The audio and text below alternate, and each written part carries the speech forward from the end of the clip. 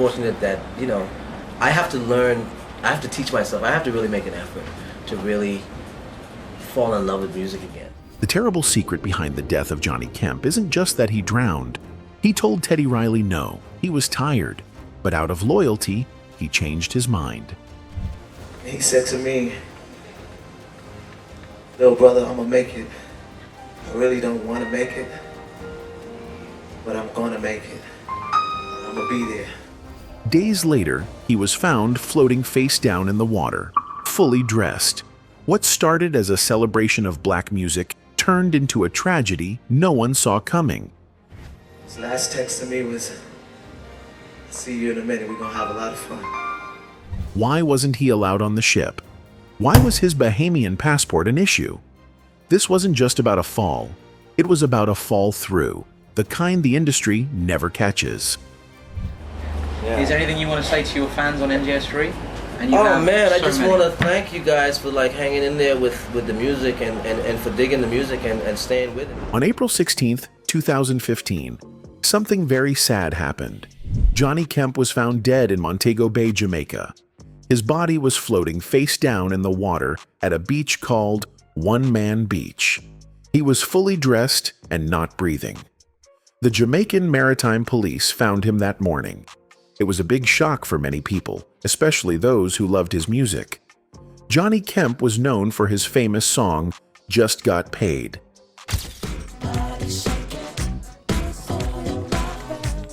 His fans around the world were heartbroken. Many people started asking questions about what happened to him and how he ended up dead in the water.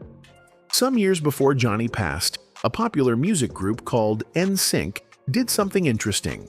They made a new version of Johnny Kemp's song, Just Got Paid. Just got paid.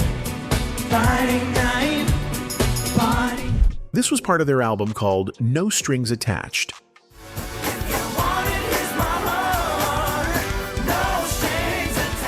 That album sold over 10 million copies. It was a big success and even went diamond, which means it sold extremely well. But even though NSYNC was popular and their version of the song was fresh, many people still believed it didn't compare to the original. Fans of Johnny Kemp felt that no one could sing it like he did. His voice, his style, and the way he performed the song made it unforgettable. The original version of Just Got Paid was a classic and a big part of 1980s party music. In 2007, Johnny Kemp appeared on a special DVD with R&B singer Keith Sweat. And what about that hit, Just Got Paid? Oh, I wrote that with Teddy. That was actually supposed to go on my first album. Wait a minute, really? It was called Sweat Hotel Live, and it was filmed in Atlanta, Georgia. Other artists were also part of that performance, like Monica, Charlie Wilson, and the group Cut Close. It was a big musical event with a lot of great singers. After that show, Johnny didn't just disappear. He kept doing what he loved, performing. He traveled to different places, joined music festivals, and sang his hit song, Just Got Paid, for fans all over the world. His voice and stage presence were still strong.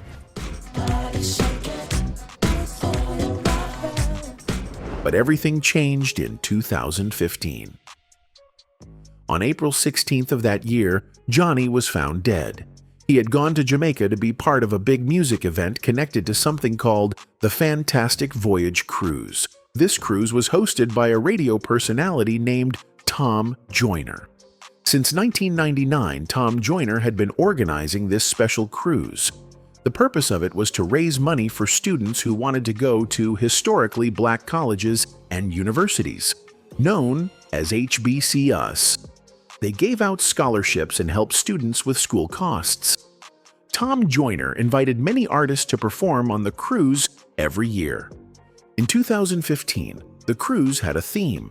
They were celebrating the New Jack Swing era of music, which was a fun mix of R&B, hip-hop, and pop. It was a big deal, and many famous artists were part of it. Jennifer Hudson, Earth, Wind and Fire, Chubb Rock, Fantasia, TLC, R. Kelly, and even the Jacksons were expected to perform. One of the main performers was music producer Teddy Riley. He helped create the New Jack Swing sound and had worked with many big stars. Teddy wanted this event to be special, so he asked Johnny Kemp to join him and surprise the crowd by singing "Just Got Paid." At first, Johnny said no. He didn't want to go. Maybe he was tired or not feeling well. But later, he changed his mind. He told Teddy he would go, even though he really didn't want to. He said he would do it for Teddy, as a friend and a brother in music. That showed how much respect and love he had for Teddy Riley. There was another surprise that was supposed to have been here with us tonight. And he came all the way because this is what he wanted. So, Johnny packed up and traveled from New York to Jamaica. He landed in Montego Bay on a Wednesday. The cruise performance wasn't until Friday, so he had some time before the show. When Johnny arrived in Jamaica, he sent a message to Teddy Riley. He told him he had landed and would see him soon. He was looking forward to having fun and performing. After that, Johnny went to visit the cruise ship to check in. But then something strange happened.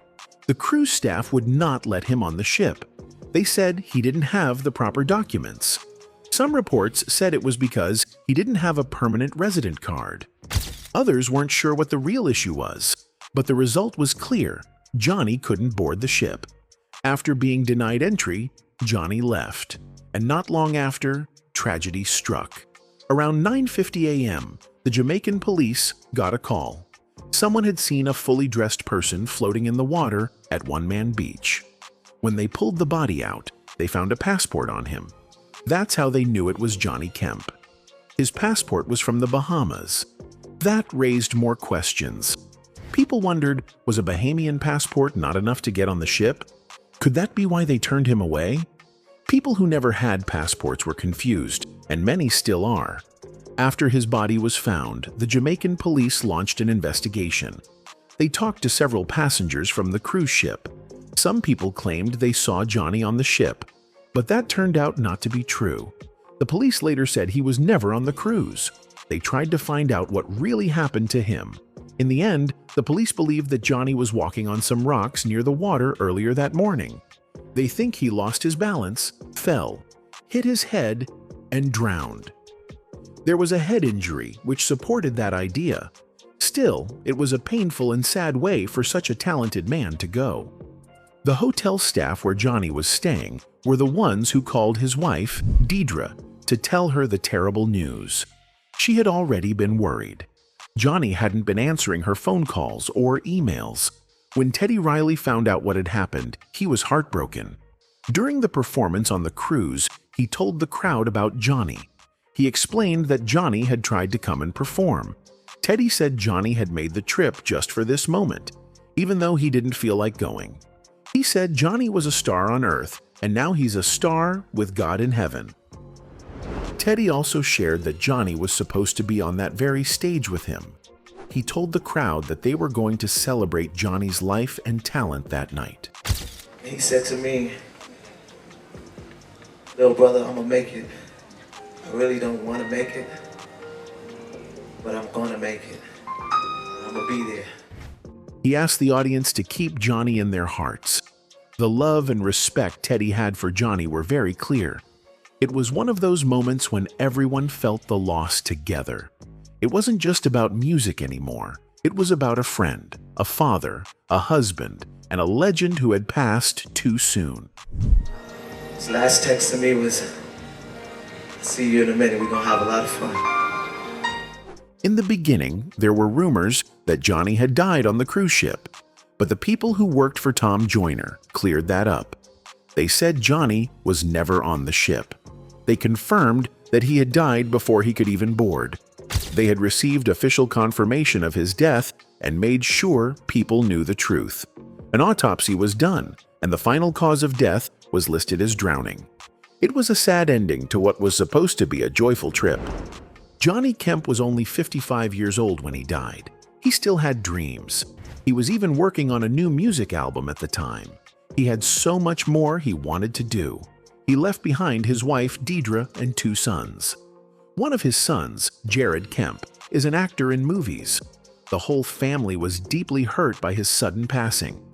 People hoped the family would someday release a documentary or a book about Johnny's life. his story deserves to be remembered and told in full. He was more than just one song. Even though Johnny is gone, his hometown did something special for him. They renamed a street from Gilbert Crescent to Johnny Kemp Crescent to honor his work and achievements in music. That was a touching tribute. It showed that people hadn't forgotten about him. His music still plays at parties, especially Just Got Paid. That song makes people dance even today. It brings joy and good memories. It's one of those songs that never gets old.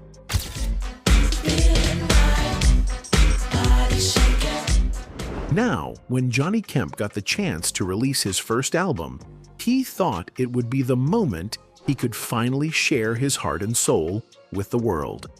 But sadly, that didn't happen the way he hoped. Johnny later said that his first album did not sound like him. The songs didn't reflect his real style or the music he truly loved. It's just unfortunate that, I have to learn, I have to teach myself, I have to really make an effort to really fall in love with music again. He felt like the album was made to please the record label, not to show who he really was as an artist. That must have been very frustrating for him. Imagine working hard to tell your story through music, only to be told what to say and how to say it. It was not the best start to his journey with Columbia Records. Now, Just Got Paid was the weekend anthem. People would sing it loud. Just got paid. It's Friday night. Just Got Paid was a huge song back in 1988. That year, 1988, is often called one of the best years for black music. From hip-hop to R&B, there was so much talent and energy in the air. The song became a #1 hit on the US R&B and dance charts and even reached number 10 on the Billboard Hot 100. That meant not only black audiences loved it, everybody was dancing to it. The song would come on in the club or at a party, and people would rush to the dance floor. The beat, the hook, and Johnny Kemp's voice made it unforgettable. Like I said earlier, the song Just Got Paid wasn't even meant for Johnny Kemp at first. Rumor has it that the song was actually written for the group guy or for singer Keith Sweat. Keith Sweat himself said that he wrote the song with music producer Teddy Riley. They wanted to include it on Keith's debut album, Make It Last Forever. But by the time they were done writing it, Keith had already turned in his album to the label to be mastered. That means the album was finished, and it was too late to add anything new. So, they gave the song to Johnny Kemp instead. And what about that hit, Just Got Paid? Oh, I wrote that with Teddy. That was actually supposed to go on my first album. Wait a minute, really? At first, it might seem strange because it's hard to imagine anyone else singing that song. Johnny Kemp really made it his own. His voice fit the song perfectly, and he brought so much life to it. But Keith Sweat and Teddy Riley knew Johnny from back in the day. They all came up in New York City, and they had been friends since they were teenagers, around 15 years old. Even though they were in different groups, they all respected each other. Keith Sweat was in a group called Jamila. Teddy was in a group called Total Climax, and Johnny Kemp was in a group called Kinky Fox. Back then, these groups competed against each other, but they also grew close through music. Johnny was no stranger to singing. He came from a big family. He was one of 10 kids. He grew up in the Bahamas and started singing at a young age.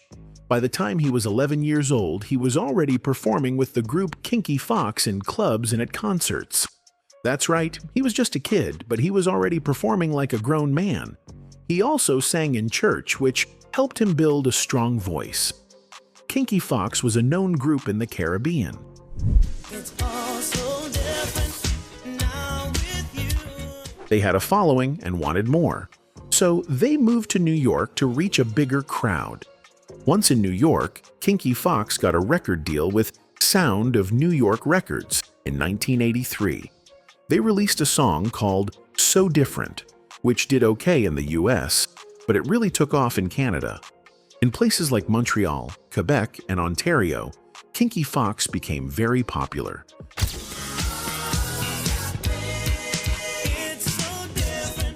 They played in clubs almost every night and were known as one of the hottest live bands during that time. Johnny was the lead singer, and his talent stood out. While still with the group, Johnny also worked behind the scenes. He wrote songs and did background vocals for other artists. For example, he worked with the BB&Q Band on their 1982 album All Night Long and helped the group change with their album Sharing Your Love. By 1985, Johnny wanted to go solo. He had experience, a strong voice, and the drive to succeed. He signed a deal with Columbia Records. Around that time, Columbia had just started a new department focused on promoting black artists and music. That department is now known as Urban Music. Ruben Rodriguez, a top executive at Columbia, ran the department and was trying to help fresh talent shine. In 1986, Johnny released his first solo album, which was self-titled Johnny Kemp. The first single, Just Another Lover, reached number 14 on Billboard's Hot Black Singles chart. It also did well on the dance charts. The famous R&B singer and producer Kashif helped make that album. In fact, Kashif produced the entire project. Kashif was a big name back then. He had written hits like You Give Good Love for Whitney Houston.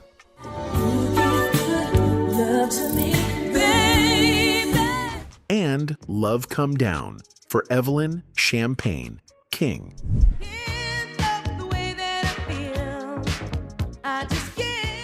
So, for Johnny to work with him was a big deal. But not everything went smooth.